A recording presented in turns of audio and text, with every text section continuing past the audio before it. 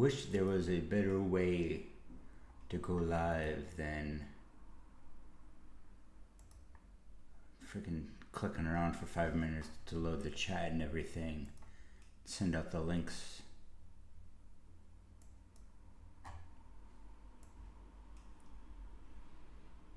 Because it's a YouTube stream, I have to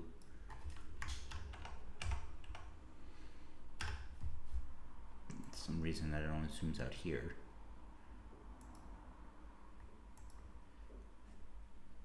Whatever.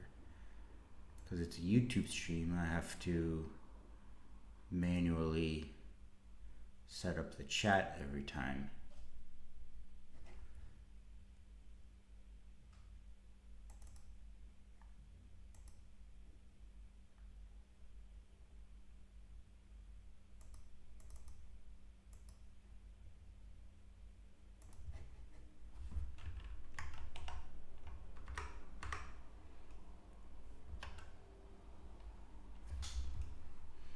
Then I have to go back and I have to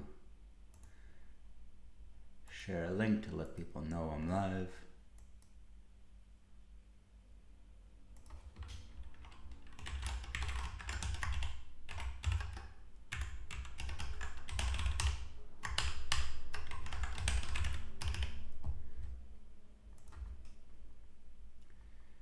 But such is life.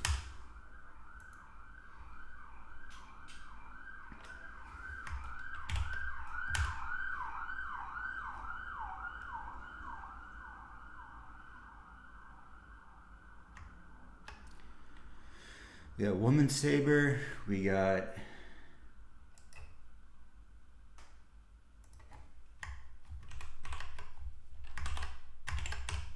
no.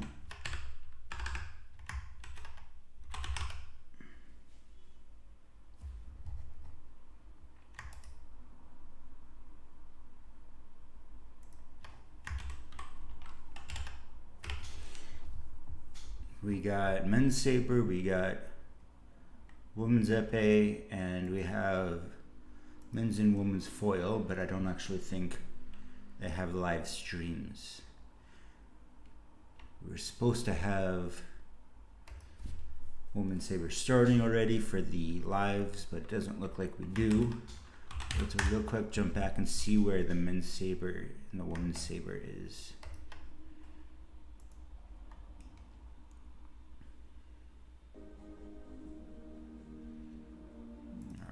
See what happened in the past. So Melisalagi. I'm so frustrated that there's no here. There's just no overlays in any of these, which means my job is impossible. All right. Well, there's no epee, so let's go do some Saber.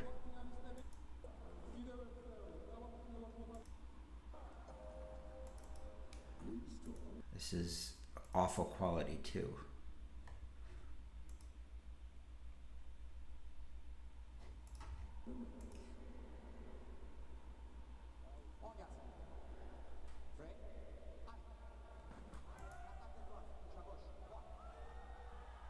Early attack from Bizadze. Standard result for him to be making the semis, but impressive little upset from Pactaman to become this far. Attack no, counterattack arrives. Good dodge from Pactaman.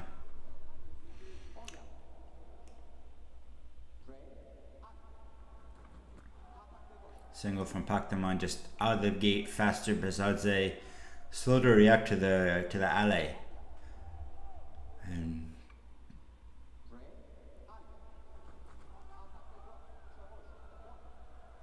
Pactaman thinks he caught the blade. Bizadze thinks he went around it. I have no idea how to call that. Good luck to the ref on the video replay.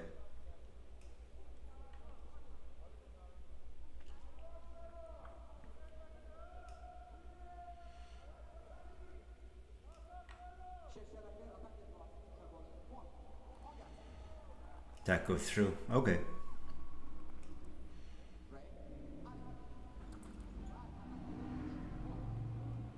Attack goes through from the left this time. Bazadze thinks he caught the blade. If you miss it, there's some spicy stuff going on between Bazadze and Patrice, where they're almost started a fist fight at a sword fight competition. You can go to the Slicer Saber channel and find out more there.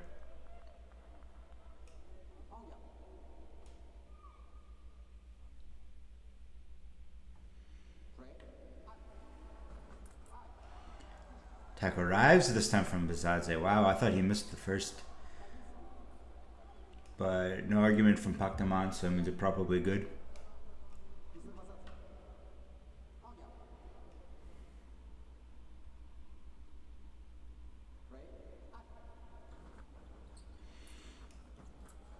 Good flinch from Pactaman there. In and out to dodge Bazadze's first hit. Good on Bazadze to realize he was going to miss and hold it short so he can set up a long defense. But hard to, even in, no matter how good you do, that's got to be simultaneous. Yeah, no matter how good your defense is, you're at a distinct disadvantage there. But all you can do is hold off on the hit as long as you can and hope they miss.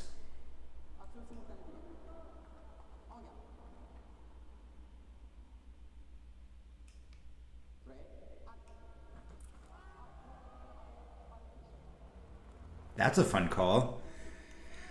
Both go in, both search, both find the blade, both hit, simultaneous, but a kind of a funky, interesting one.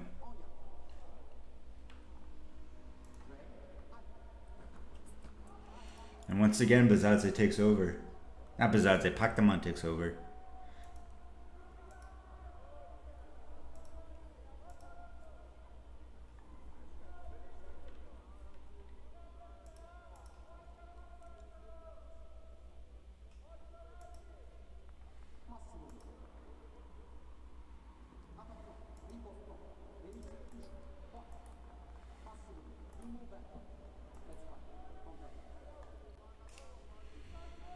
And I think he's out of video replays now.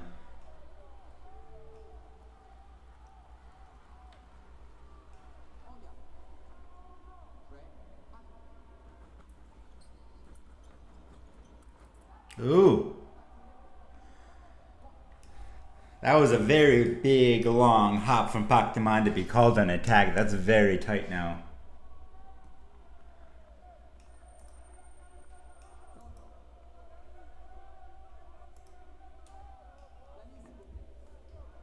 So I just still messing around with my windows.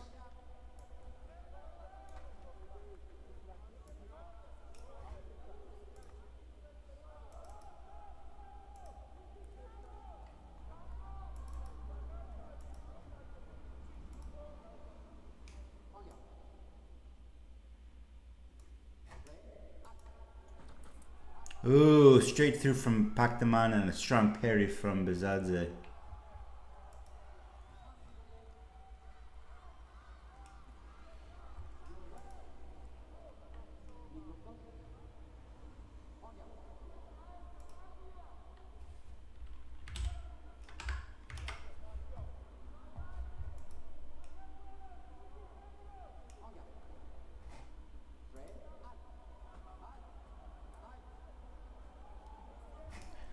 Sorry, I'm getting some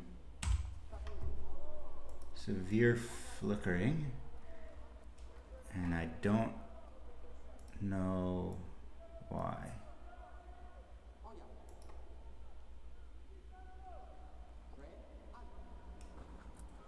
Ooh, take off from there. Pactaman, sure he's got the parry.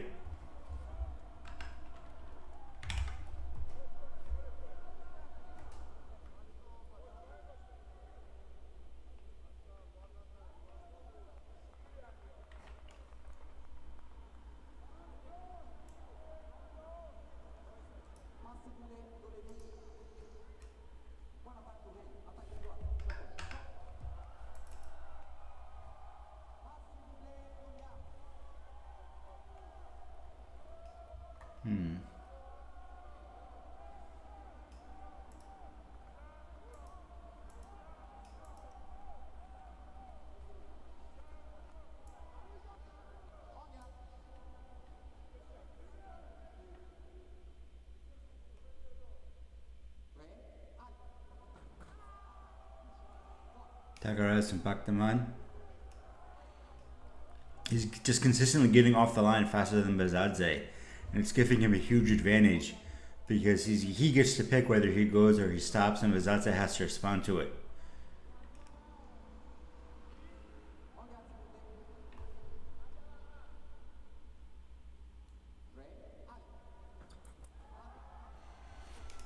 But a good choice there from Bazadze.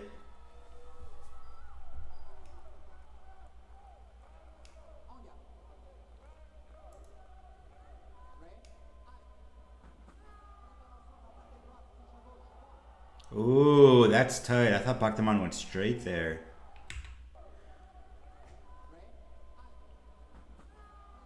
That looks like a simultaneous to me. I'm sorry, I have to stop this for a second. I'm getting insane amounts of flickering.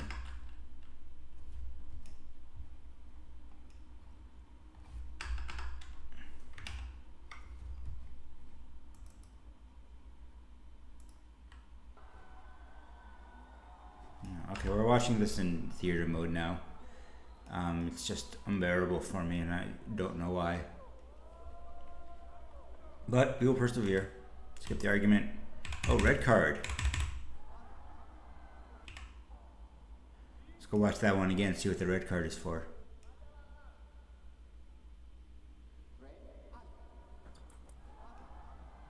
Attack pair to post. 7. Okay, so that's the 6th.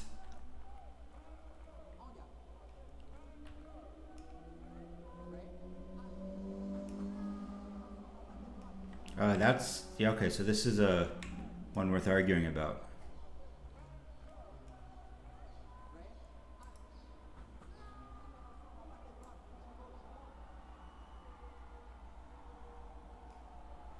And then he throws a tantrum.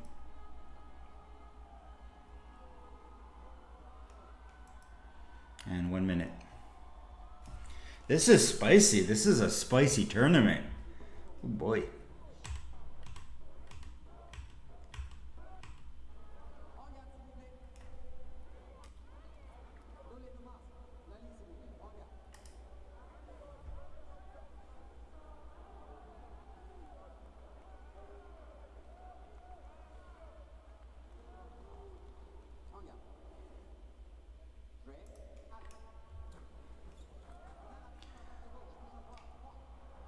That's tight. I was honestly going to call that simultaneous.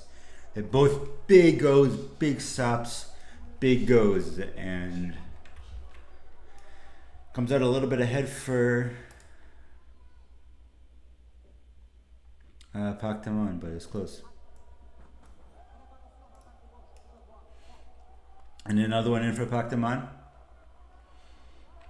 So despite the card, he's doing all right for himself.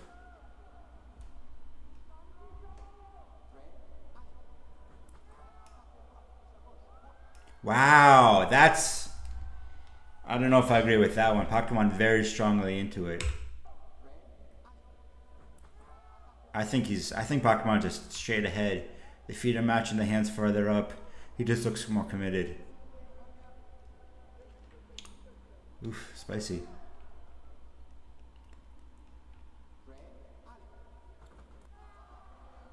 Attack no, yep. Bazadze really wants Paktaman's search to count for something, but he was so committed off the line that it's just an attack no. It's not a prep. Can't have it both ways. Card him. He's reaching into his pocket. See, I feel like Paktaman did less than that. Okay, there we go. Still, I feel like he was slower to card Bazadze than Paktaman. And if you're a Saber ref right now, you need to be really careful that you're calling things equally. Because there's a lot of scrutiny right now. Because there's a lot of cheating. Yeah. Paktaman comes in looking for the blade. Bazadze goes around it, gets the touch.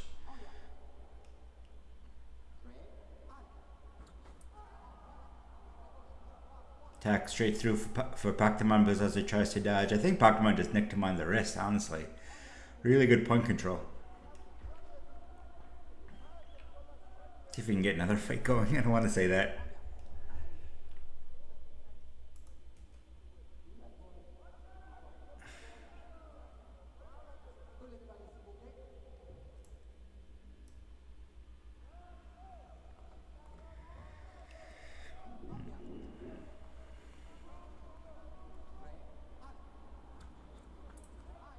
Oh!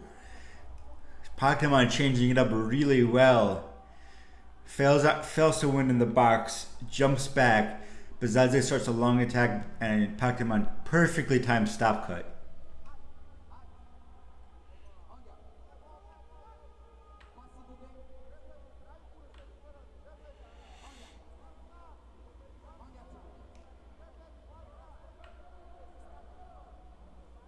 I don't know. Oh, I think Bazadze thinks Paktaman started early and he wants to get a card for it. And he did.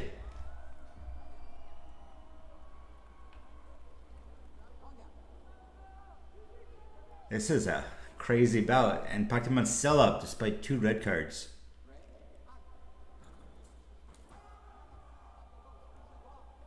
Wow, attack Paktaman. I think Paktaman's so strongly committed to the first one that it really should have maybe been attack no. But Bazadze jumped back as hard as he did, and Paktaman, I guess, was a little faster to take over. While they argue, let's watch it again.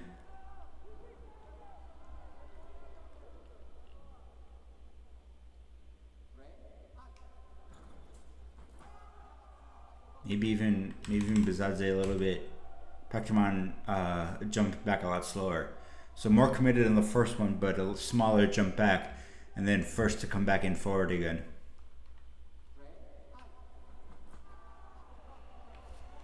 I don't know. I don't know what he's splitting it on. But video replay.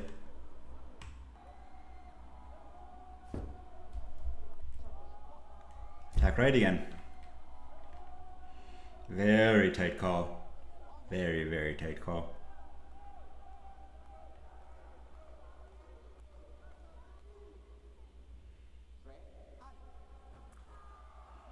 It's got to be simultaneous, yeah. Okay, I don't know. Oh, Bazadze got a clashing of the bells there.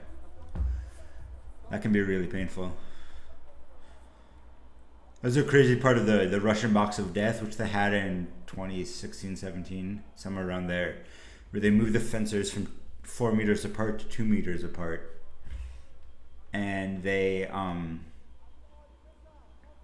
you were just so close, especially lefty and righty, just constantly banging bells. It was an awful idea all around. You got an injury timeout here.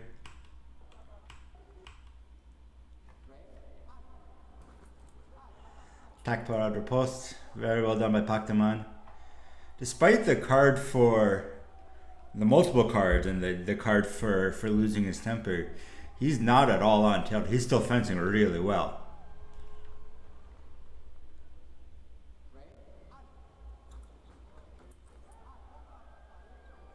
Counter parry to post. So Bazadze stops, parries Paktaman's counterattack and hits. Which is why it's technically a parry to post for him, even though he was on the march. Alright, see if you can pull out 2 more here.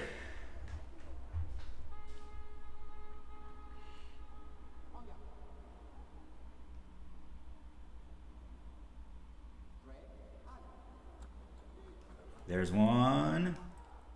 Oh, single leg counterattack for Paktaman. Well done, and he's in the finals.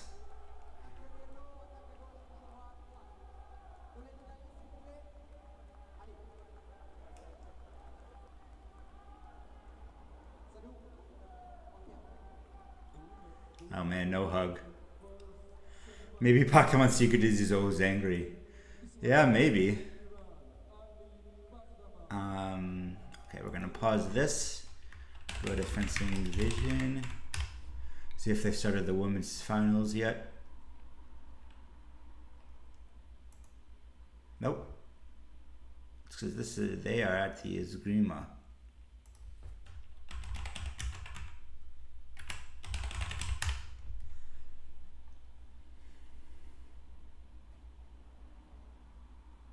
Nope.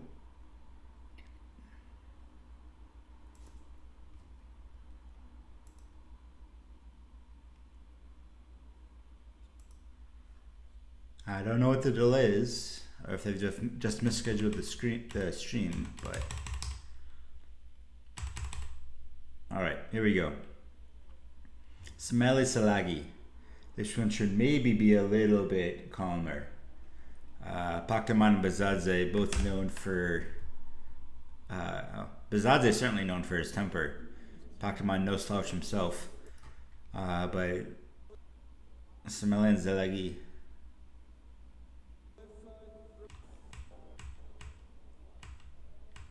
A little bit less.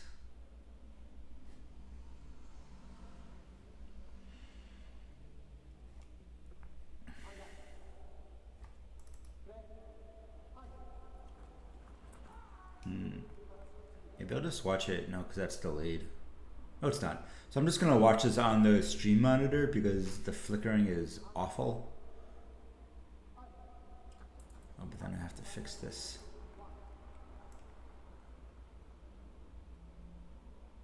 Yeah. Okay, 1-0.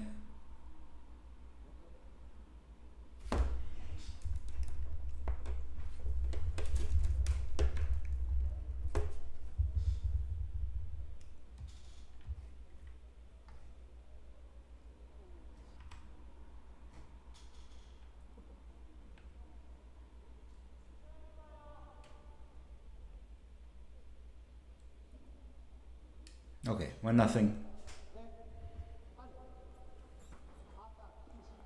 Tech arrives. Smeli just not quite ready for it that time.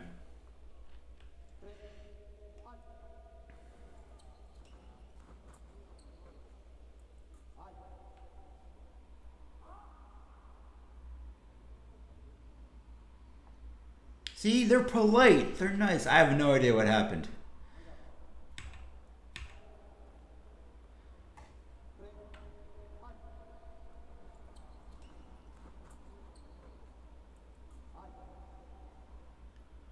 Did a light go off? Did they just stop? One more time.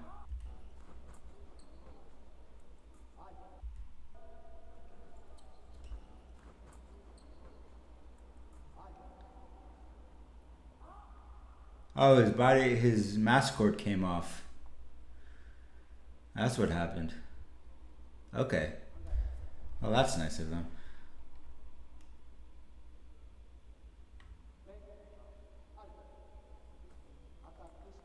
Wow. Okay. This blew my mind. Wow. That is sportsmanship. I'm making a mark of that for later.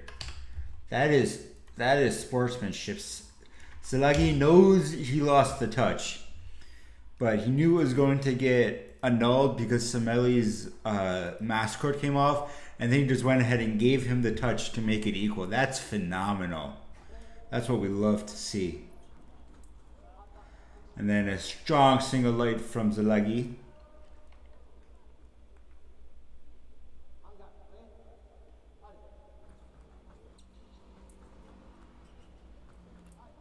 Ooh, great stop hit.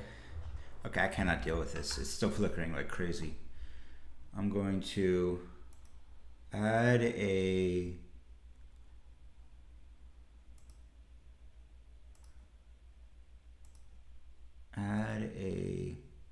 window capture.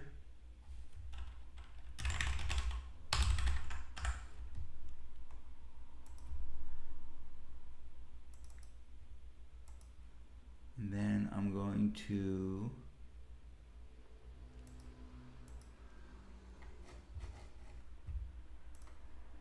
not a window capture. Add a screen capture.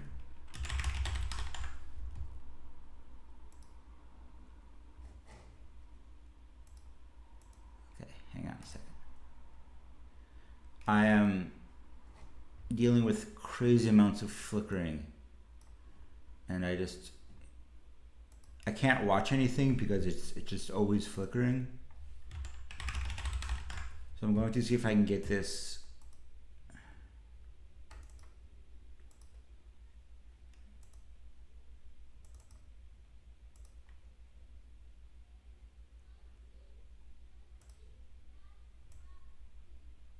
No. Okay. It's not working.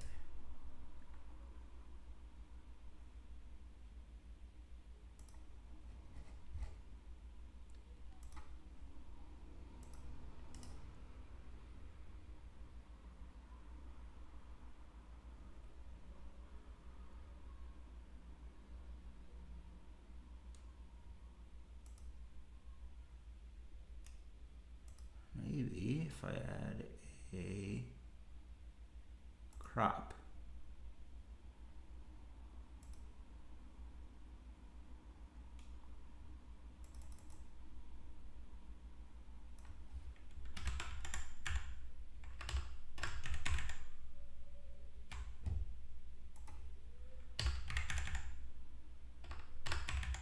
Yeah.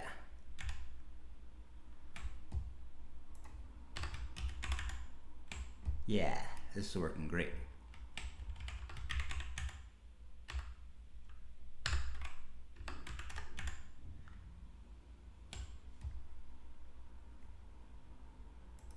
Yeah.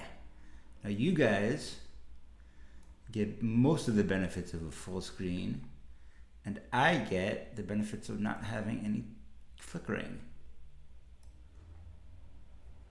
In fact, we will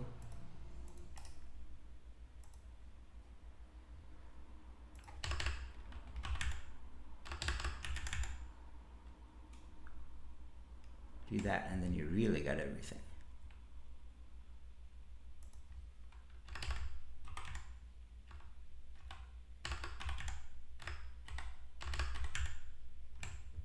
Yeah.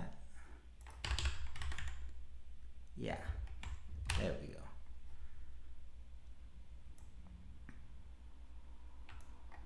There we go. That's a lot better. And it's bad quality, but that's because the stream is in fake 1080. Alright, 4-1 Zalagi. Another single light. Strong pair post from Zalagi. As predicted, rounding into form right as the Olympics roll around.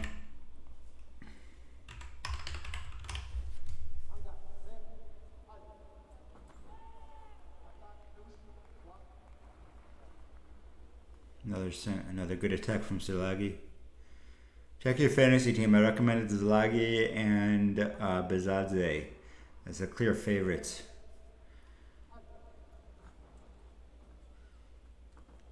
Wow, this is a clinic in defense by Zalagi. He's getting everything he wants. Perfectly reading Semele every single time.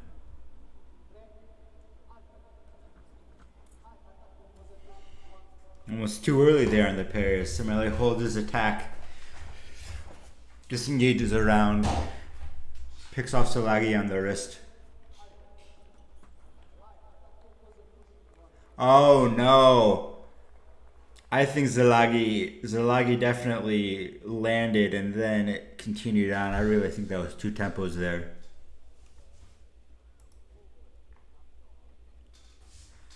Let's see what the ref comes in and says.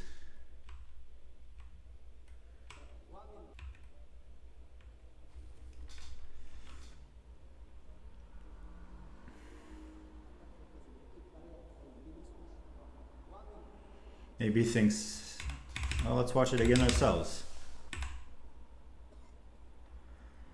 Okay.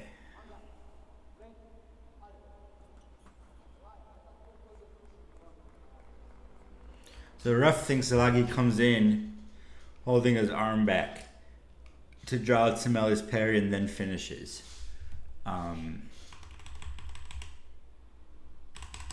Which could be, but unlikely. I really do think that was Semele's touch.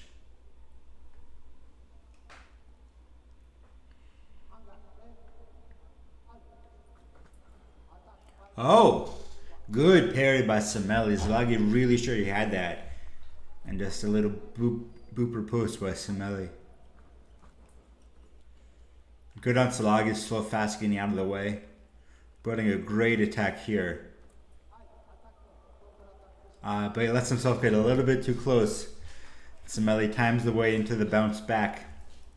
And brings it back up to 4, but long way to go.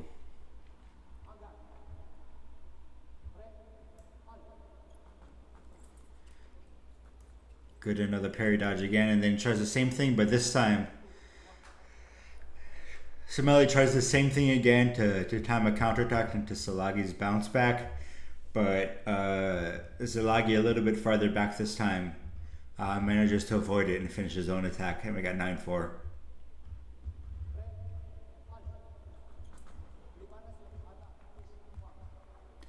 Yeah, I mean, that was definitely Zalagi's touch. I don't know if I would have called that attack and prep. It looked like it was a parry or post. But I'm not referring the semis, so it's probably attack and prep.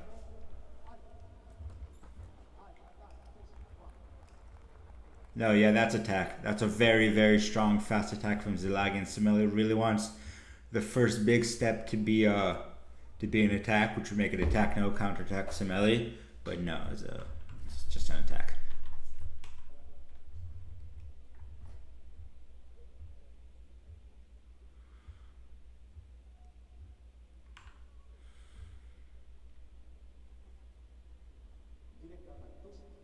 Yeah.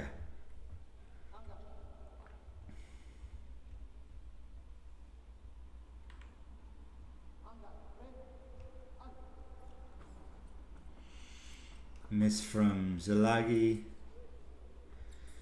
Semeli comes forward. Zalagi flies down the strip. Holy cow. Semeli gets a little bit off balance. Zalagi sees him off balance and just zooms in there to hit him before he can recover. Phenomenal defense from Zalagi to avoid Semeli's attack, and then even better attack of his own. Zalagi finds a blade on Semeli's step in. Zalagi finds a blade. Riposte. I think Semeli thinks he found the blade himself. Oh. Card for disobeying the ref. Ref says mask on. Semeli keeps arguing anyway. I guess the refs have starting to crack down on bad behavior. I've never seen this many cards for arguing. Unfortunately, that's not what the problem in Saber is today. Miss from Zalagi, miss from Semeli. Zalagi builds an attack, and Semeli finds a counterattack timing again. Shockingly high number of defensive touches in this match. These are two very high level fencers. And they've known. Oh, and there's another one. Semeli builds the attack. Zalagi picks his wrist off on the way in, almost a skyhook. These two have been fencing together for a very long time. Attack barrier post 2. Zalagi trying to be fast. Semeli knows it's coming. Swing and a miss almost. Was that 7 defensive touches in a row in a Saber bout? That was crazy. Almost an intentional miss by Zalagi to let himself build a defensive attack. And then a great single light to take an easy 15-6 victory in the semis of a World Cup. That's crazy. Alright. Let's see.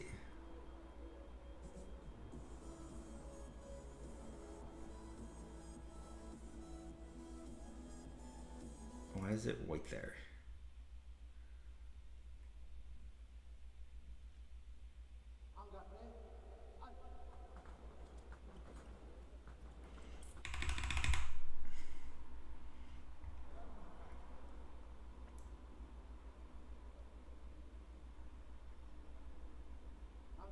There we go.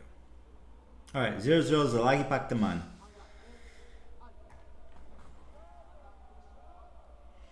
Paktaman's so strong on the attack. We saw that against Vazadze. We see it here against Zalagi. Hard to win off the line that easily, but there he does it again.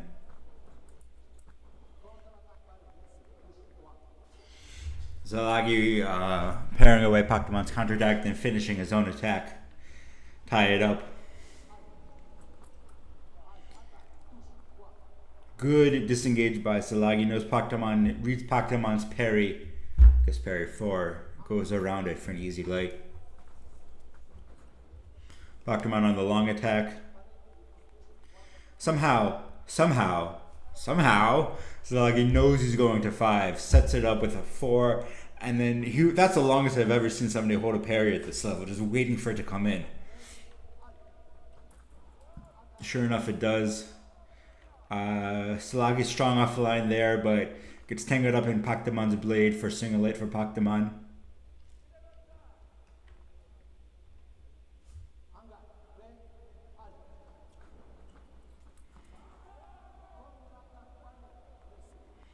Once again, Zalagi initiating the blade contact there.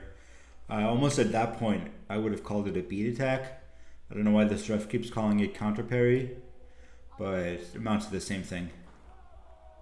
Yeah, Pokemon starts going forward first there. A little bit, but definitely a noticeable amount.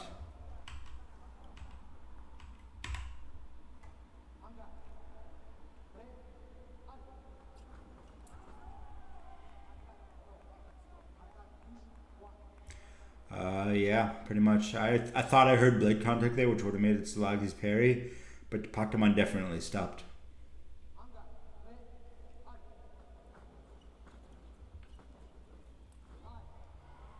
Oh, great counterattack from Zalagi.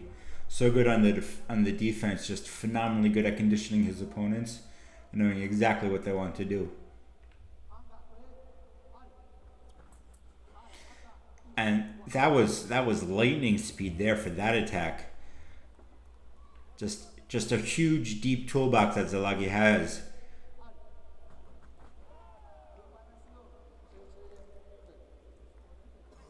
Wow, that's a high level touch. Let's watch that one more time.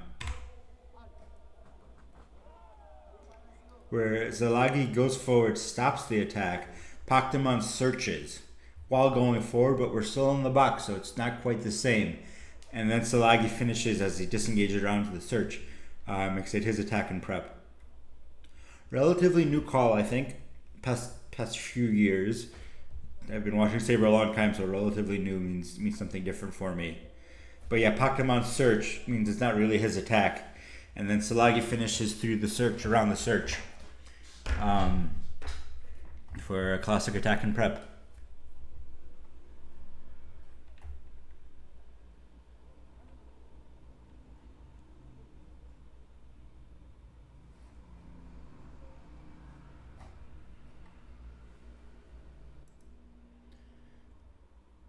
Just remembered I was watching one of my old streams, and now that I've tried to project my voice a little more, the mic came out a little bit loud, so I just lowered the volume, and I hope that works for you guys. Alright, second period, here we go. Zalagi with a comfortable 8-3 lead over Pokemon, who is trying hard but does not have the level of experience that Zalagi does. Oh, but he does have the long arms to get that touch. Zalagi going back, trying to find the perfect distance, and Pokemon just a little bit bigger than he expected.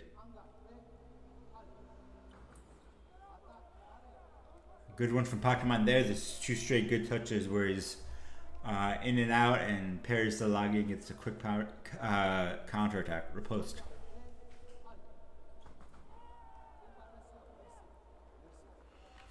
Slow start from Pokemon, fast start from Zalagi. Zalagi's more committed on it, even though they're both going forward. Makes it touch Zalagi's.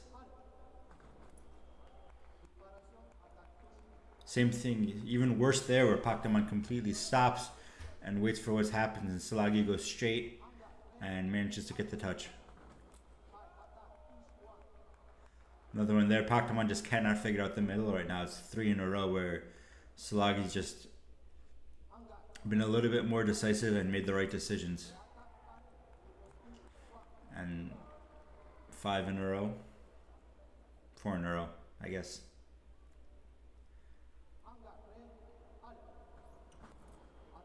Five in a row. I don't know what Zalagi's deal is. I don't know why he always becomes unbeatable in the Olympic cycle, but he does. He's got 4 straight gold medals.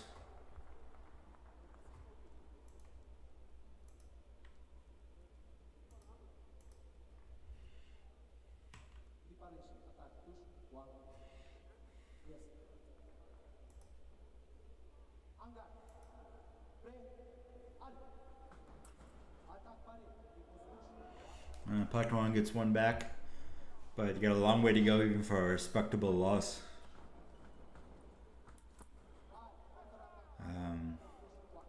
Zlaga trying to be a little bit cheeky there. I think he could have taken over and he decided against it. Swing a light, 15-7. Crazy win.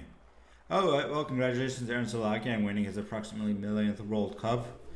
Congratulations to Ali Paktaman on getting a silver, which is very respectable.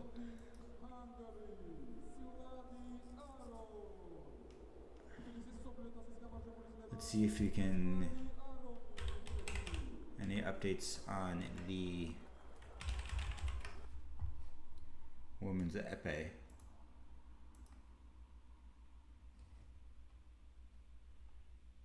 Yay, we are live! Huzzah!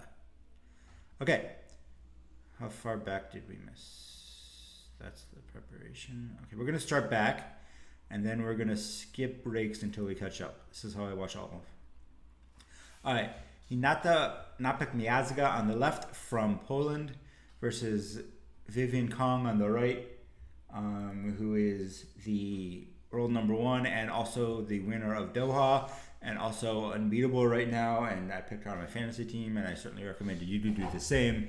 And if you didn't, that's, I don't know, I mean, you should listen to me. I don't know what to tell you. Listen to me when I say do things like join my Discord. Listen to me when I say things like defense epee. Alright. No, I wanted volume. I don't know why it's so quiet. It's really annoying, but we live and we learn. All right, slow start here. One of the things I've noticed watching Vivian Kong fence is that she's got almost an upward kink in her wrist. I don't know if you can see it. Maybe that works. Where most people have straight line elbow through bell through tip. Hers is a little bit kinked up like that. It's interesting. I don't know what it gives her, but it's interesting. Probably just an affect, nothing major. The usual epee 1 minute of filling each other out. 2 lefties, which is always lovely to see.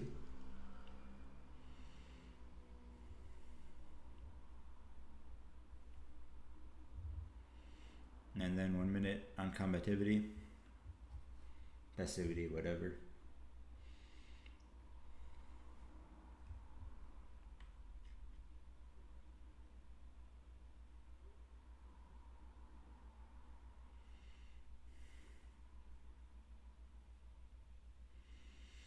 Alright, we got a little bit more active fencing from Kong with a deep shot to the hand. Trying to get a little bit closer. Walking Napek-Miazga down the strip.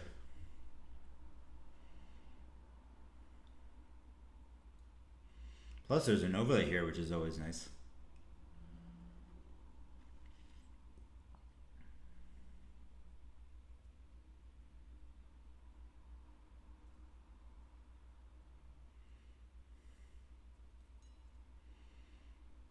Quick snipe to the bell here at ring. That's why it's called a bell.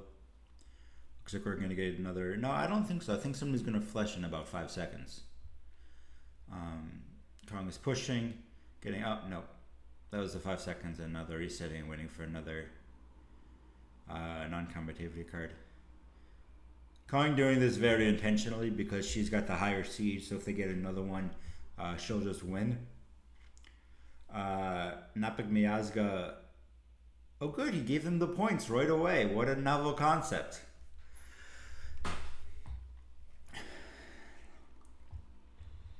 Kong spent most of that minute pushing herself. And so Napik was very passive about it. And then with about 10 seconds left, Kong pulled back, and Napik did not have time to set up an attack of her own, so she had to let it go to 1 minute. But now she knows she's got to do something, and isn't going to let Kong set the tempo like she did before. Yeah, we see more active, more aggressive fencing. 188. With a very lazy flush from Napik with her arm back. Just unwilling to commit and very close, so it was okay. Thank you, TPR, for linking the Discord, as always. Appreciate you.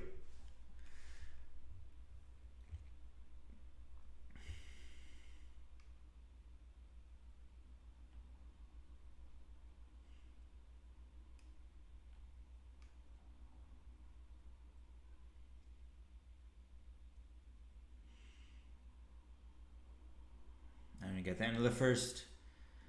1 point for non-combativity, 1 point for a double, and nothing really happened. This is kind of what they don't like about Epee. But we're almost back to live.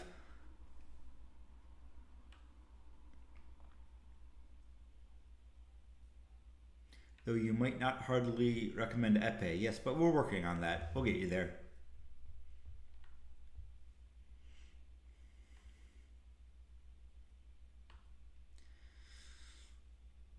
Kong just interrupting all of Napik's step forwards with an extended tip. Not close enough to hit as we get a double there, but also close enough that if Napik does anything besides reset, Kong is just going to get it.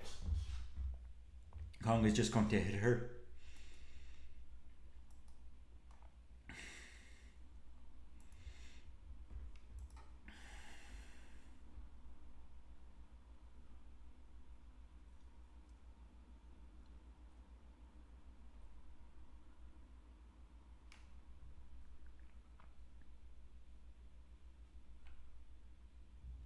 Oh, Kong just stands there whacking at the blade for a while. Miazga falls asleep. Kong goes high-low. Great single light. Really, really fun little touch there.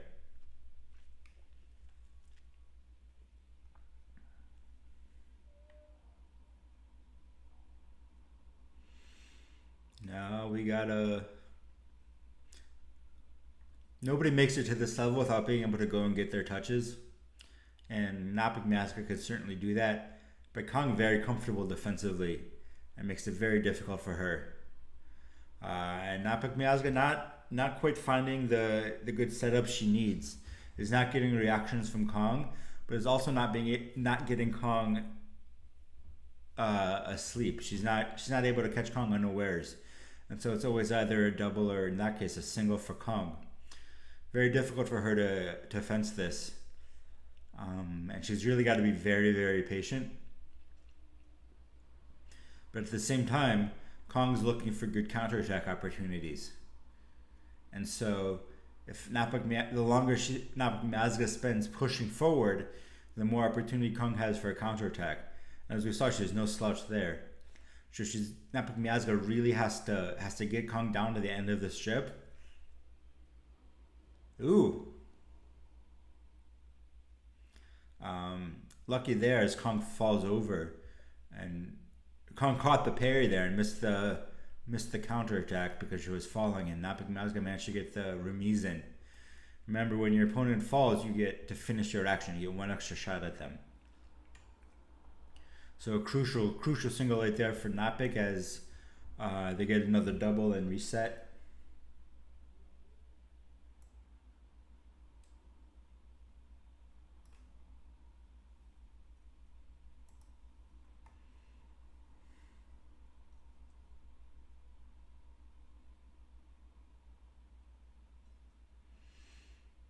Looking for an opportunistic touch there. Another double, nothing done.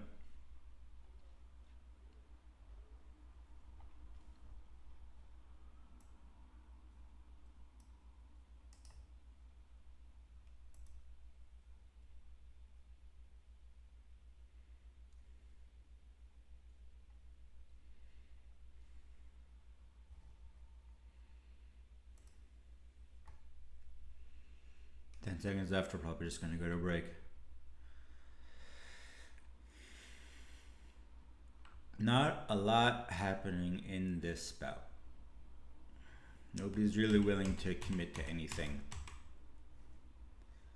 And nobody's really willing to make it fun.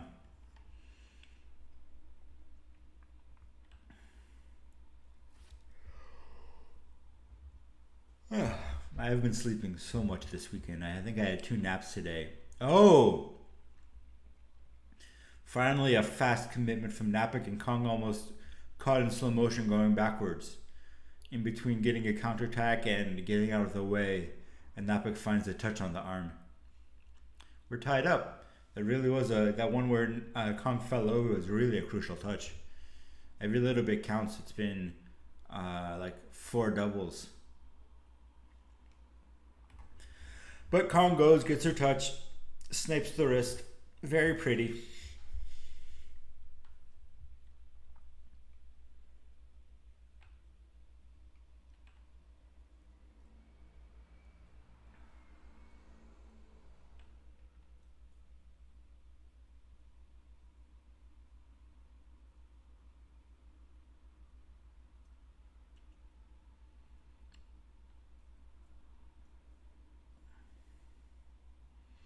Napik applying very slight amounts of pressure and kind of just walks into it. I'm not sure why both of them look like they're fencing in slow motion almost, but Napik just kind of walks into that one. Not really committed to anything at all.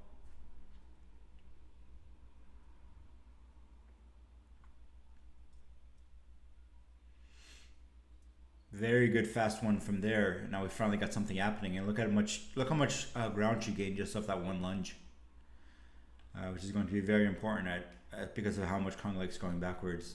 Now she's just sniping. She's not setting anything up. Oh, good attempt from there, but misses over the top, and then another kind of a desperation flush there. Kong finds the eventual final pair and gets the touch on her way out off the strip. And now she's opened up a 3-touch lead. And Napik just going back to slow-mo fencing. Slow-mo, I don't know, her hand like jerked there. It was like, but it needs to be boom, boom.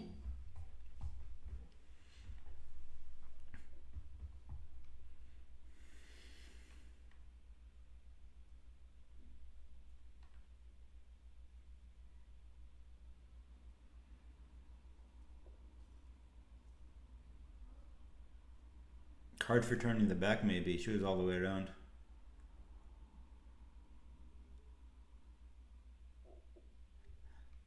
I guess not.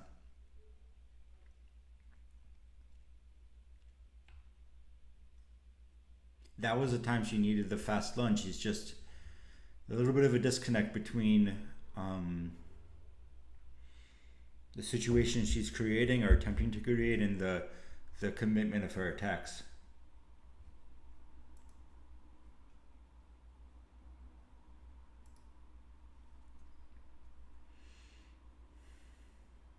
Ooh. Kong goes in and just kind of very tiny little 8 from Napik that she almost didn't even realize she caught, and Kong just gets completely turned sideways on it, and then a little poking from Napik to go down to 2. But it's been most of the bout, and she's got a long way to go. Longer lunge there, but still very up and down, uncommitted. Better one there, but not really set up, so it ends up a double.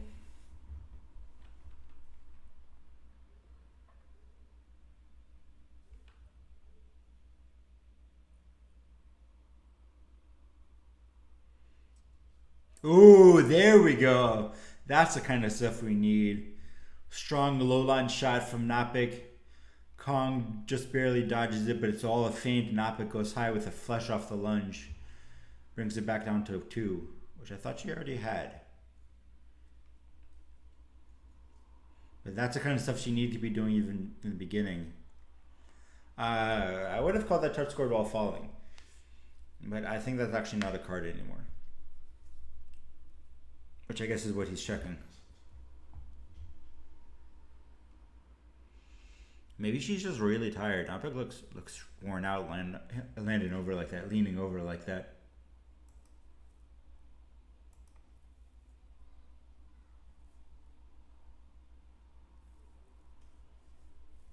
No touch. Okay.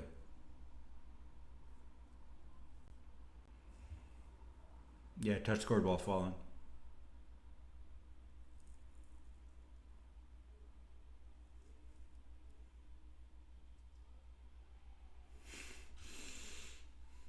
Finally, we get some speed out of Kong. Totally catches Napik Miazga off guard. And then Kong takes it back into the finals. Congrats to Napik Miazga. Ooh, Song Sarah versus Esther Muhari. Muhari Esther, she's Hungarian.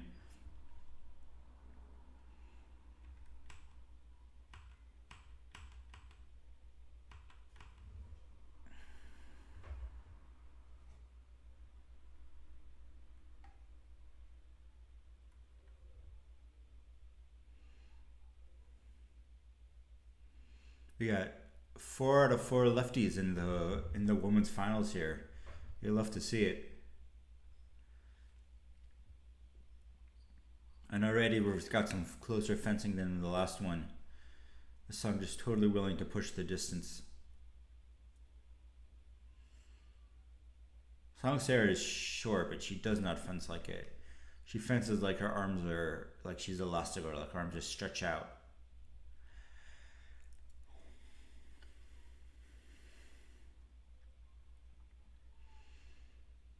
Let's see if we can start to make something happen here. Song all about applying foot pressure right now. Not threatening with the blade, but just stepping in close and trying to see if she can crack Muhari's composure. Doesn't seem to be happening, and we're going into the first non-combativity card.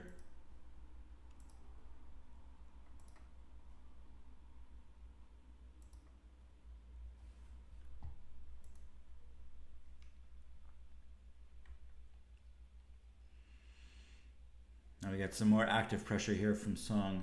Not just coming in close with her feet, but poking at the wrist and extending the blade. Long, good low shot there. Muhari not really reacting, which is good, but also not really getting a punish out of it. Song already just way more active, pushes in. We got a double, but just like a better double than we had in the other ones. I'm a huge fan of Song Sarah.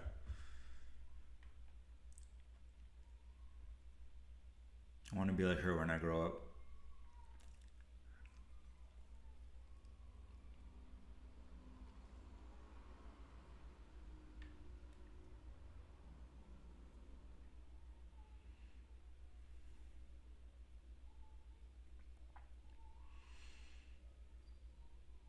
Song jumping in with her arm back, trying to draw a counterattack that she can parry.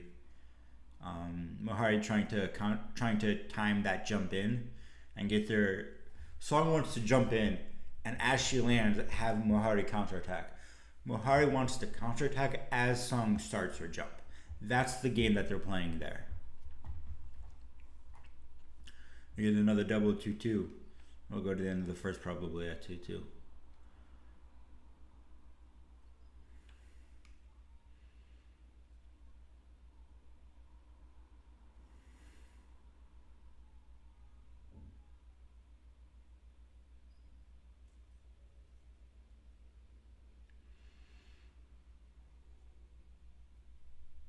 And so because Muhari is aiming for Song on her come forward, and Song is stepping back with the parry, Muhari is not overcommitting to it. She gets a good one there that I actually want to see again. Ooh. Changes their tactics a little bit there. Song jumps in, and instead of a straight counterattack, Muhari does a beat counter, and then goes deep. And so Song can't parry that because she's still frozen from the beat. And Muhari can then more commit to the counter.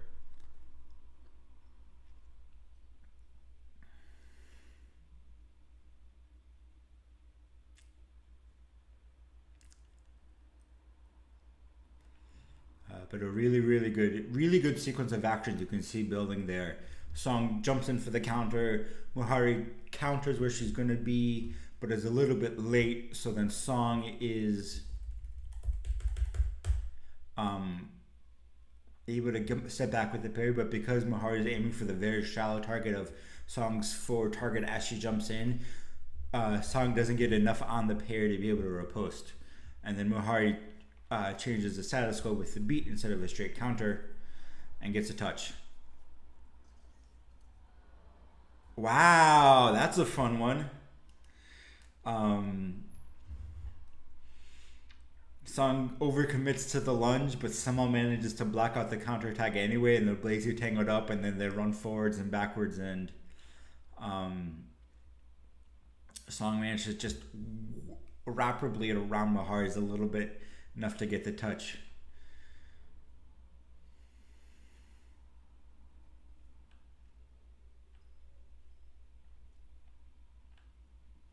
And we're all tied up with 2.5 minutes left in the second.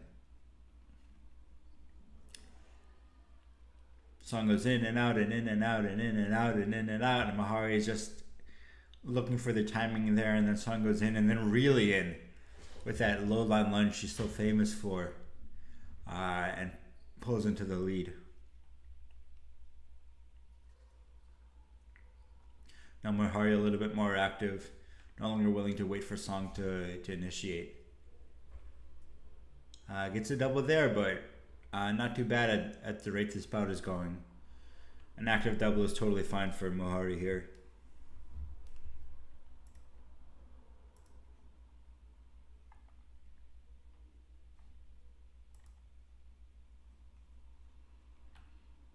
See if Mohari continues the pressure she had before.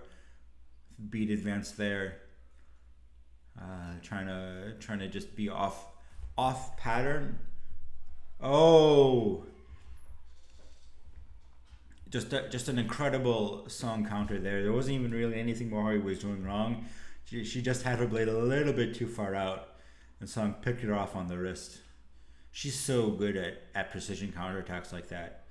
Her whole game is like you go deep, and she'll pick you off, and if you stay shallow, she'll counterattack you. And it's just an impossible decision to make.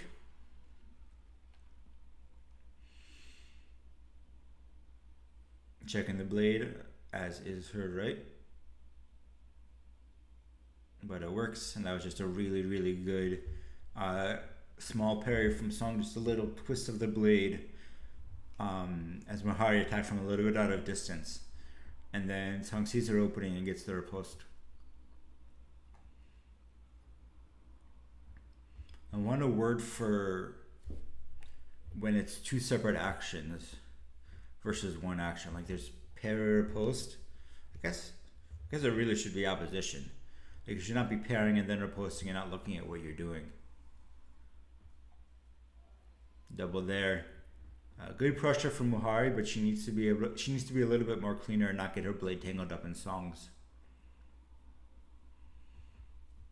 For all that pistol grip is supposed to be better with the blade contact than French grip, Song is really winning all of the blade tangle encounters.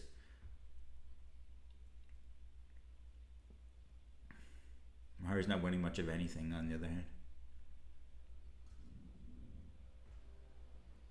Another safe long low shot from Song. If Mohari doesn't figure out how to punish that, it's going to be a huge weapon for Song just because it's free. And Mohari's gotten close a couple of times and never quite managed to make it happen. Mohari goes low high but doesn't quite commit to the final action.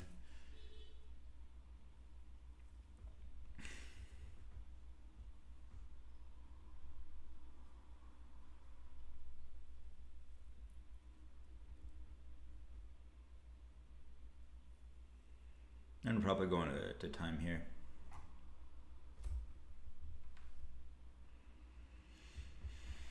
All right, I want to see Mohari be more aggressive and cleaner, as much as that's possible.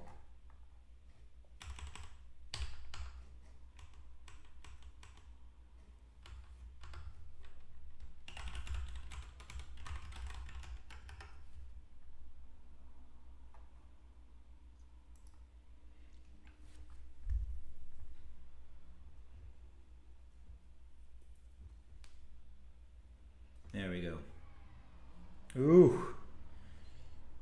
Mahari had everything she wanted there, but Song does a attack, disengage, goes and hits, and Mahari just completely got flat-footed there. She almost caught the blade on the six, and Song still managed to go around it.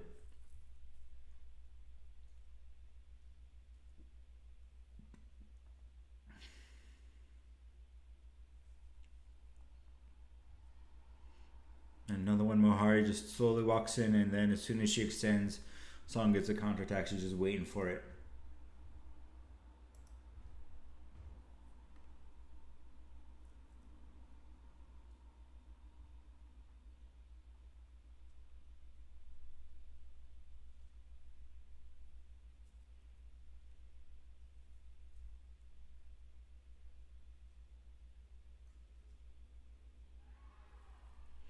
And another counterattack by Song. Bahari not committed to the attacks because she knows she has to be. She's so scared of the counterattack, and that just lets Song get like 5 separate attempts at it. She just goes back and back and back, picking at the wrist until she gets it. Mahari, I don't know if it's going to work for her, but Mahari really has to find the time to go.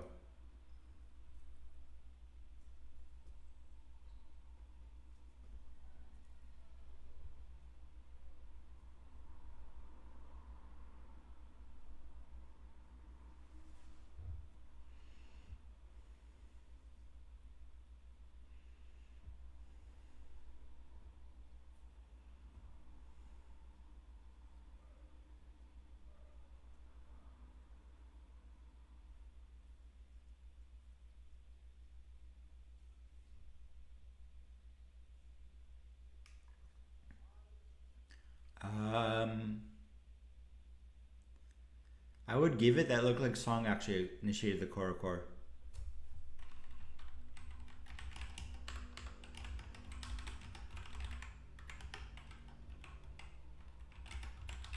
But I guess he's not going to give it.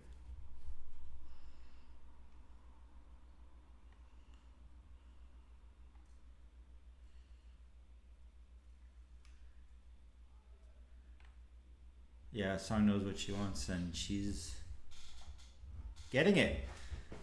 Turning the back, pretty obvious. Mahari wants a replay, but that was a pretty clear turn in the back.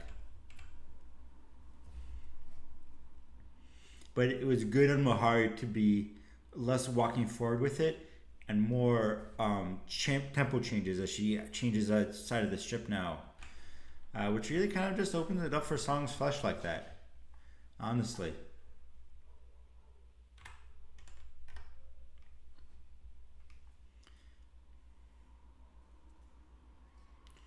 And then double touch to close it out for Song Sarah. 15-7. I think we've caught up to live.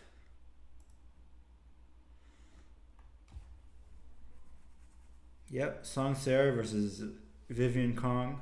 I still don't know how she styles her name.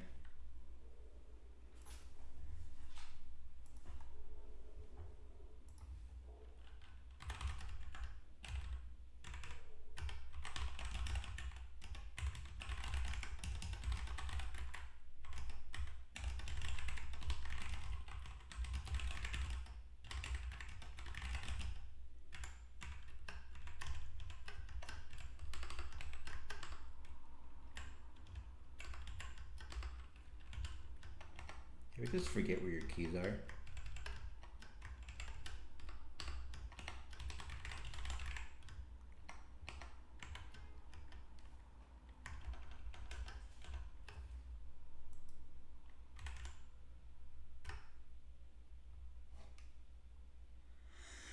Well, we had one boring semi and one fun semi. My Chinese is not good enough yet. I know what they're saying. We did have somebody join the Discord, which I can only assume is because of the link that TPR put in. So, shoutouts to Captain Tapier. Hope you're Officer Tapier. Hope you're happy as a taper. And welcome to the Discord.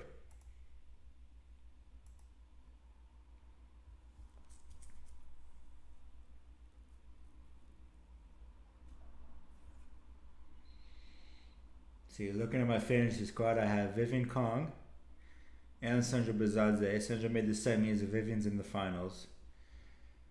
That's two pretty good picks. And then Kaylin Shi, I think it actually is. Federica Solo, Tommaso Marini, Miles Shamlewantchik, Adar Tchaikovsky, Lee Kiefer, Ariana Arago, Anita Blaze, Colin Heathcock, Enver Yildirim.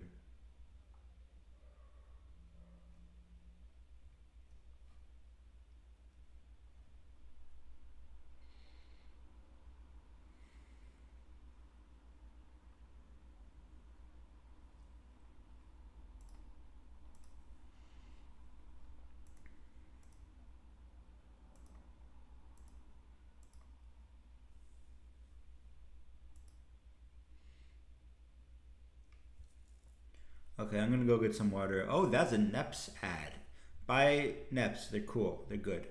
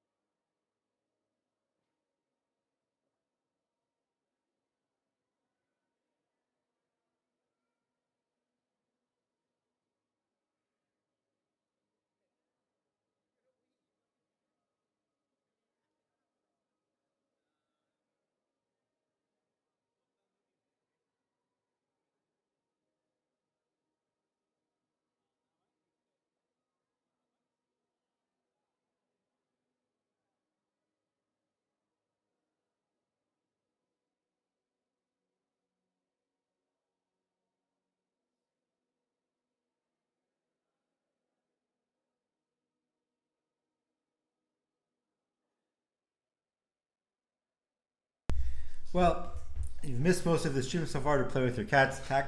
Tax paid in the Discord. Yes, we have a special. We don't have a special cat tax, but your cats are lovely, so cute. Look at those ears and those eyes. Oh my gosh.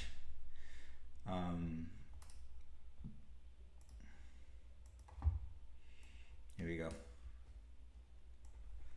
Cat tax. Look how cute this cat is. This is probably Roban. No, this is Edie. This is Edie, I think.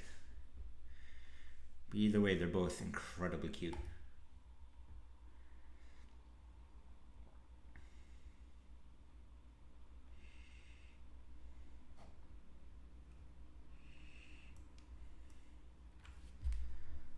While we wait, I don't know what we're going to do while we wait.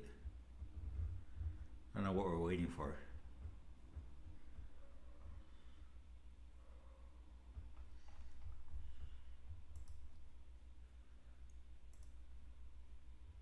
So we got for Woman Saber. For Woman Saber is very loud. Edie. Okay, I got it eventually. Don't know who we're watching, but we're watching somebody. Attack left. A lot of Italians.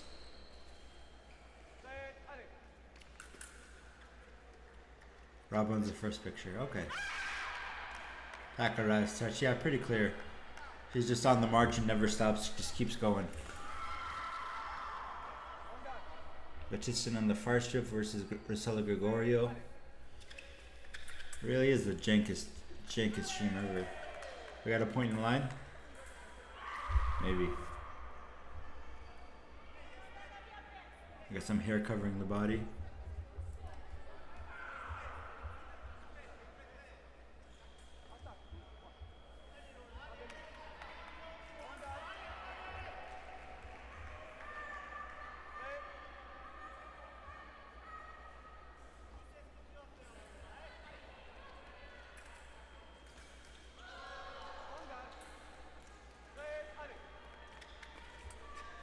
Swing and a miss from the left. Right spelling an attack. Gets it through. Oh, so that's Cara Mormile on the right. Which means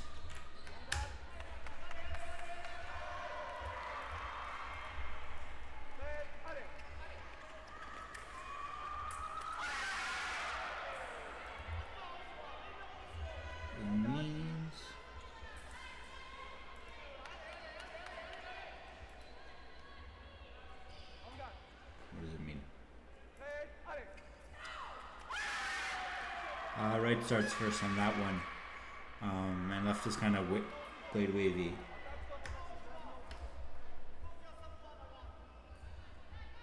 Oh, we're just barely into the 64s.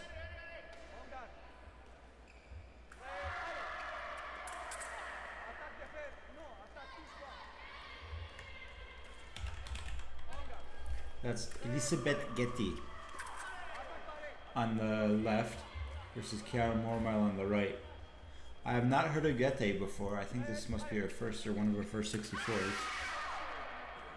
Don't know why she's got Italian on her pants though. Maybe she's borrowing them.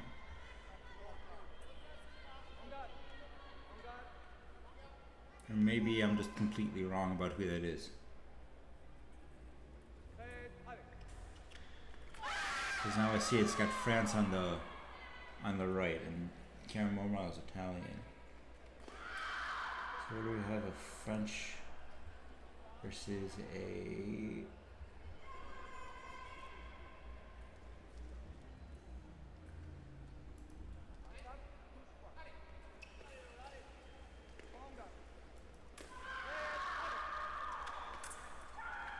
swing and a miss, and she thought she hit and she stopped, but got a building attack from the left.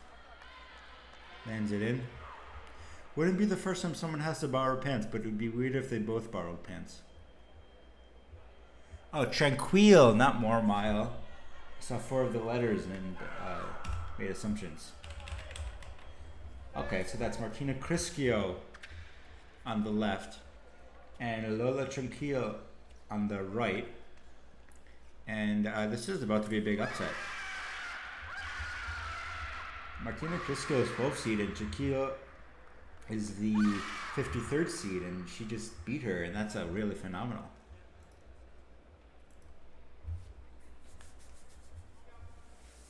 An Italian team kill on the far side.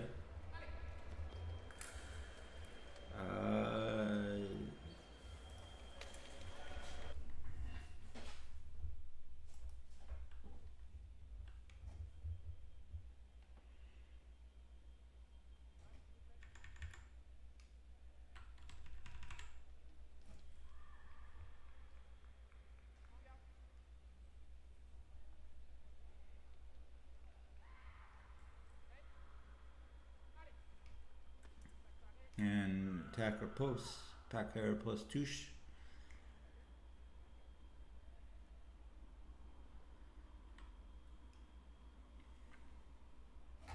Let's just jump back randomly. There's some fencing. This is a lot of dead time on this chip. Wow, 6-1 lead.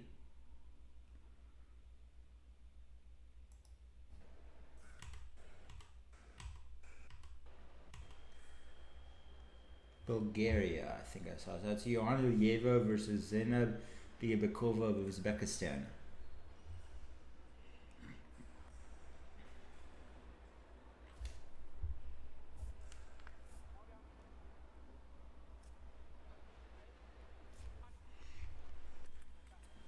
Single light attack from the right.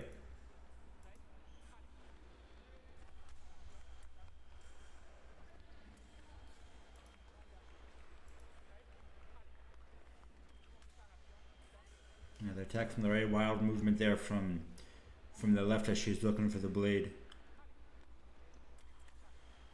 Single light there. A lot of tiny steps. Not much commitment from the left.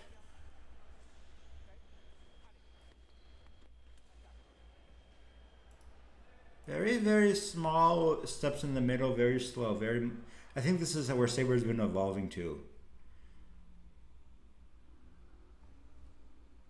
I just lose internet. No.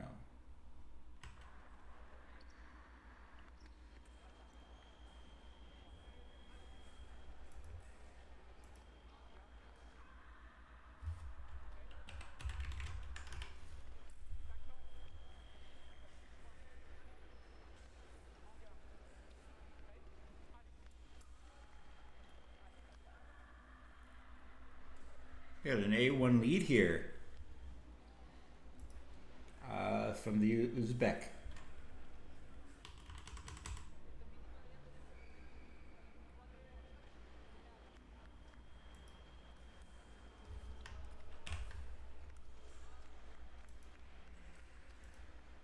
Okay, definitely still nothing there. A very long break. Attack right, 9-1. Huge lead. This is crazy.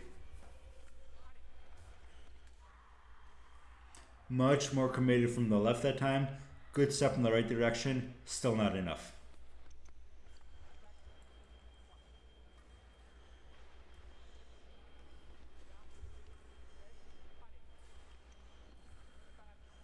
Yeah. Searching forward from the right, and left goes straight around it.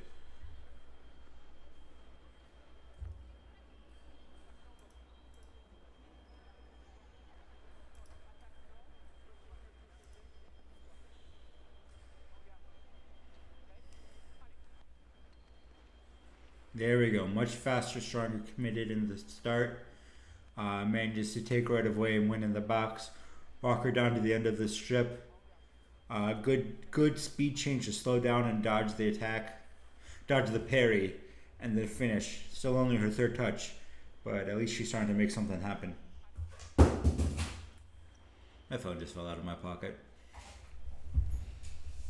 It's alright. I'll deal with it later. Ooh, good parry there. A little bit forward and then jump back. Take the 4. Hop, hop, hop, hop, hop.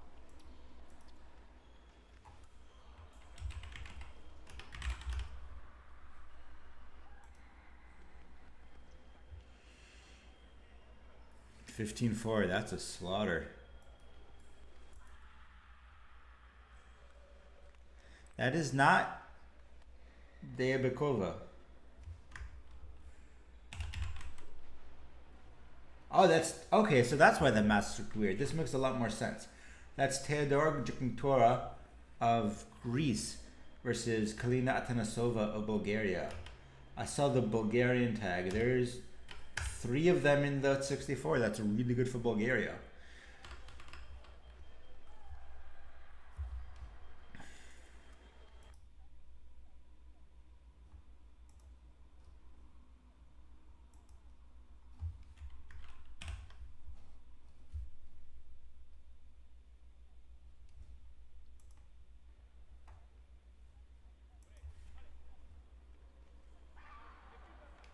A remise through. That's I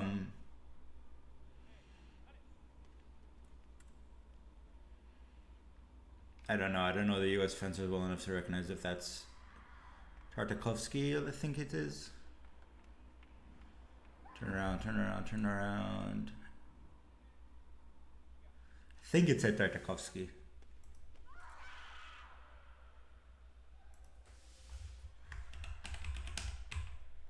That's probably Tartakovsky versus Zux of Hungarian.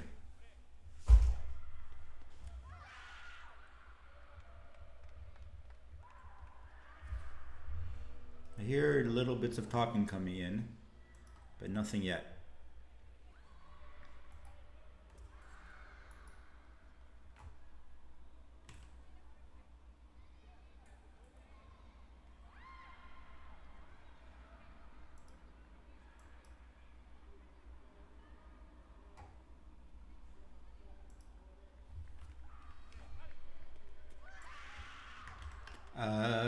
Yeah, touch right. Just she's just so committed to it with her blade out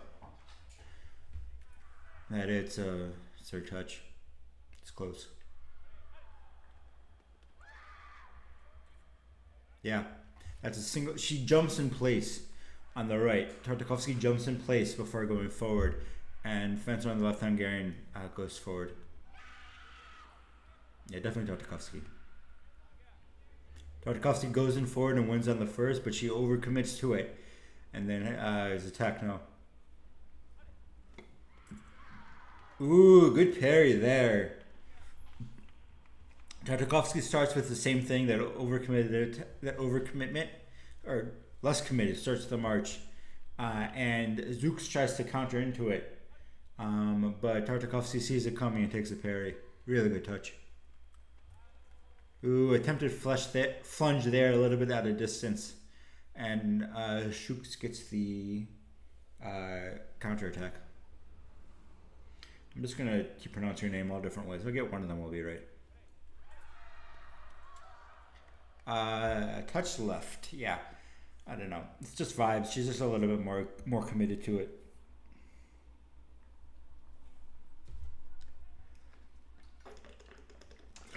People who want Saber to be perfectly clear and obvious aren't willing to. Will hate that touch, but it's fine. Tartakovsky searches. Zux gets the disengage around it. Single light, ties it up. A little bit of an interesting bout here. Single light from Tartakovsky. I think she nicked her on the wrist on the way in and timed her out.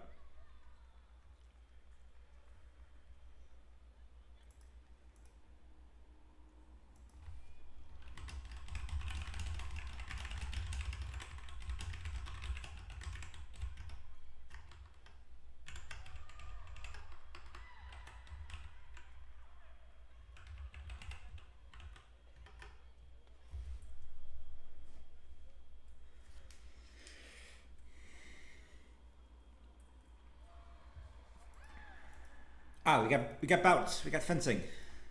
Bye bye Saber. Hello Epe. Okay. Back to the good stuff. Kong with a really low on guard. That's very strange. We know Song loves the low line, and I guess that's why she's doing it, but wow. She's really down there.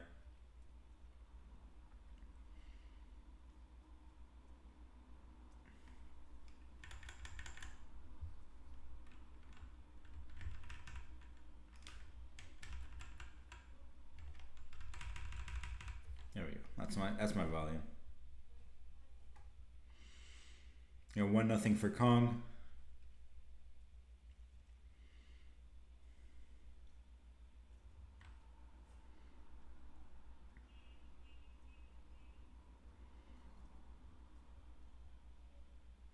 That's the kind of touch where the blades got tangled up. That Song was winning against Napak Miazga, so she's not going to win against Kong. Kong's just a little bit cleaner. The really, wow. Surprisingly well timed, surprisingly for Song, as Kong goes low just enough to like really get Song stumbling.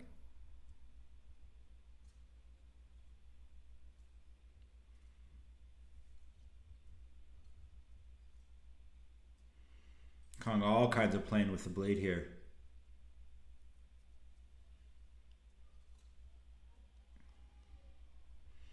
And this time Song finds her way around it. Kong comes in with four and Song just does that classic French grip thing where you bend the whole thing sideways. Get some lovely angles with the French grip.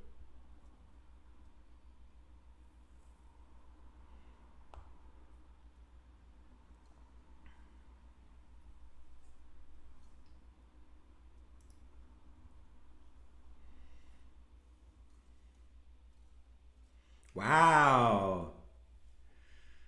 Very well done by Kong to avoid getting hit there. Just barely fast enough to get out of the way with with a parry. As we go into the end of the first period.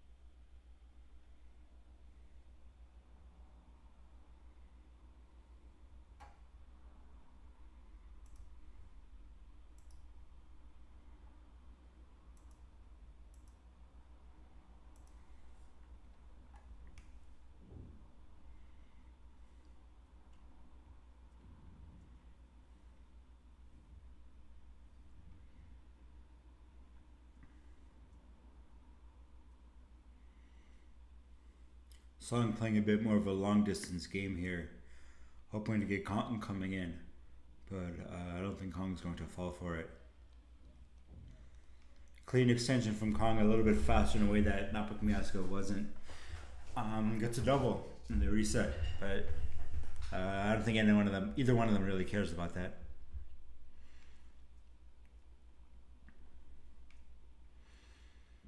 Kong going back off the counter, off the attack from Song, but keeping her balanced when she does it, which is so important. If you remember in Doha, we watched Vismar have a lot of trouble with Imrek because of that. Ooh, phenomenal timing from Kong, straight in. Hits Song right as she finishes a prep. So fast, so clean.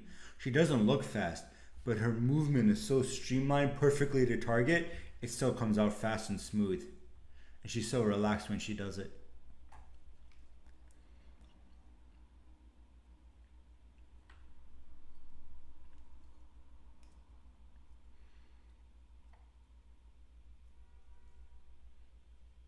Ooh. Song worked hard for that one. Lots of building that touch, in and out, setting up a really, really good pattern. And then finally jumps back, and then fakes the jump back and holds her arm out. And Kong tries the counter and runs her tip right into it. I would surprising from Song. I definitely think she should have had that one. I'm not sure why she fell over.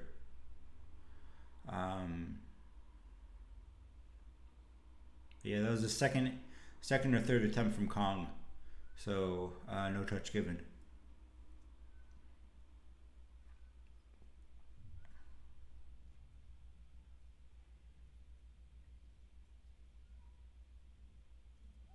Oh, there it is. There's the Song touch. Even though Kong is holding her arm low, Song sees that she's being passive.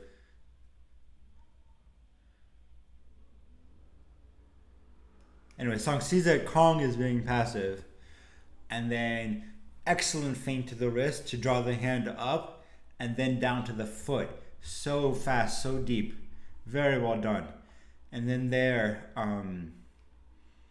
Song really wanted Korokor but didn't quite get it.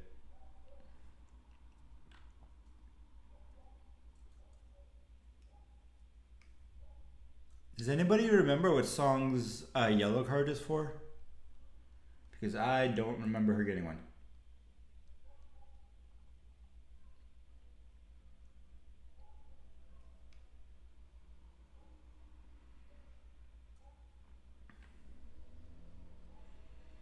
Now we've got Song trying a little bit of a different pattern, pulling Kong into her half of the strip. With Kong not really buying it. Resets back down to her on guard line. Double done.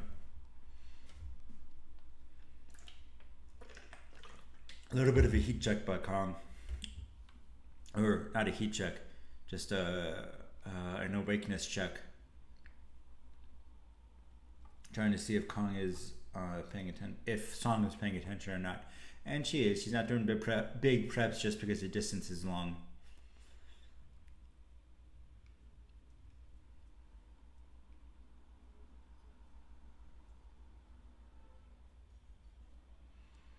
Good touch there. Really just, I don't think Kong has a specific plan.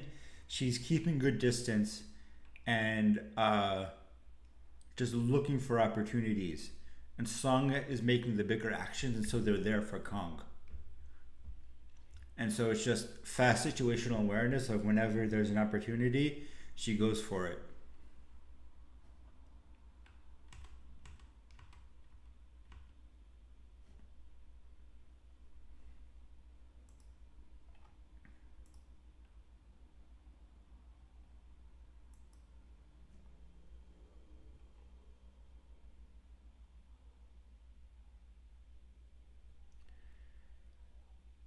Potentially core quarter. She got it after asking for a video. Oh, that's awful.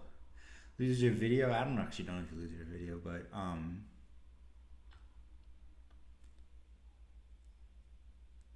that would make sense because I wasn't really paying attention after the video.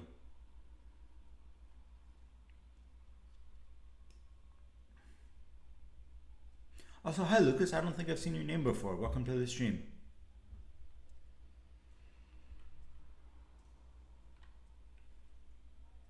Double done. Lots of active footwork by both sides here. Really good fencing.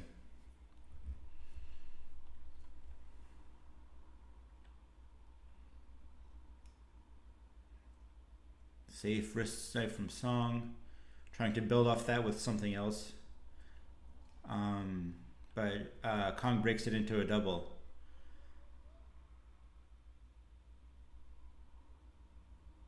Kong sneaks out a double, thereby breaking the prep and forcing Song to reset, which is a good tactical use of it.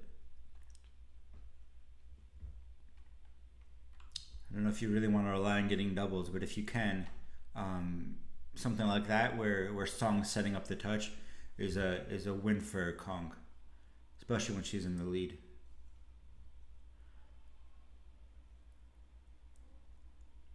Song goes 6 preem, but such a small preem that Kong goes around it the same way Song hit her before.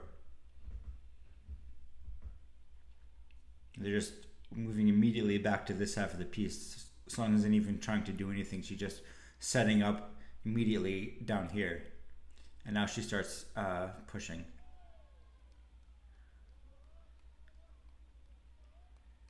I'm not even sure where she hit that. She was just like over the shoulder kind of a thing. That was a fun touch.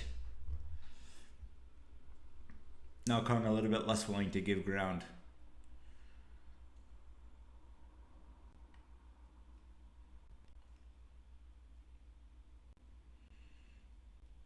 Yeah, there it is. She's really building off that hand shot. You saw it in the last touch where she was starting to work, and you can see it in this touch even more. She's going for the hand, and Kong is responding with the hand. But this is Song Sarah. She's got this incredibly long lunge. So she goes to the hand, even from out of distance. Kong just pulls the hand back because she doesn't feel the threat. And then Song breaks out the super long lunge. I'm going to use first names because I'm getting confused. Sarah brings out that super long lunge to get the touch. And it's just she's so far away that Kong doesn't feel the threat. And now she's back with 1-1 with a minute left.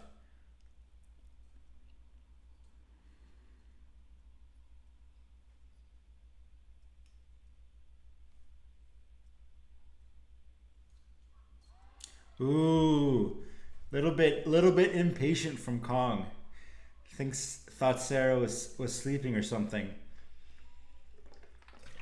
But easy counterattack. Kong kind of running forward, trying to take the blade.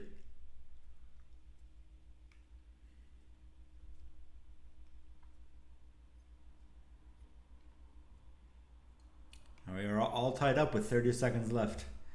But all the momentum is on Song's side, and we're going to go to the minute break yet. To the, not minute break, to overtime here. There's no minute break in overtime.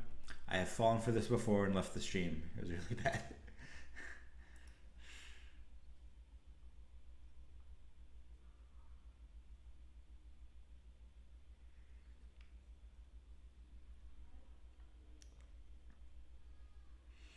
We have priority to the right.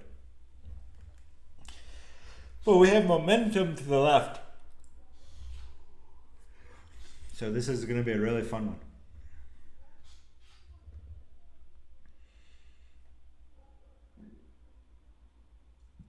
And we've got stream failures. Okay, they're mostly back.